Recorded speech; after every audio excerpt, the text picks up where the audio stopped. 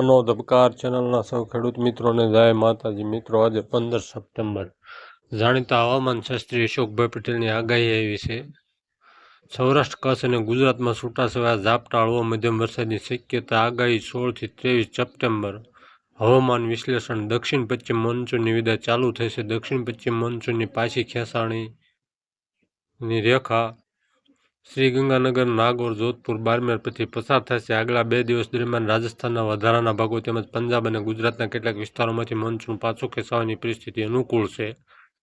Synaptic systems. ઉત્તર તેલંગાણા અને આસપાસના વિદર્ભ ઉપર આવેલ લો પ્રેશર એરિયા આજે 5:30 વાગ્યા સુધીમાં નબળું પડી ગયું છે. જોકે તે સંકળાયેલું યુસી એ જ વિસ્તારમાં 4.5 કિલોમીટર સુધી ચાલુ છે અને ઊંચાઈ સાથે દક્ષિણ પશ્ચિમ તરફ ઝૂકેલું છે.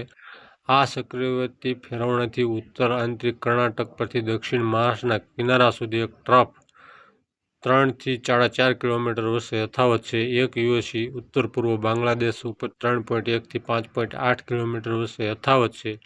એક અન્ય યુએસી મધ્ય આસામ અને ઉપર 3.1 કિલોમીટરની ઊંચાઈ યથાવત છે. પશ્ચિમી પવનનો ટ્રફ અંદાજે 1.5 કિલોમીટર ઉપર આશરે લોગ્નિટ્યુડ 84 અક્ષાંશ ઈસ્ટથી લેટિટ્યુડ 23 અક્ષાંશ નોર્થના ઉત્તર યથાવત છે. એક યુએસી દક્ષિણ પૂર્વ બંગાળની ખાડી ઉપર 3.1 થી 5.8 કિલોમીટર વચ્ચે યથાવત છે.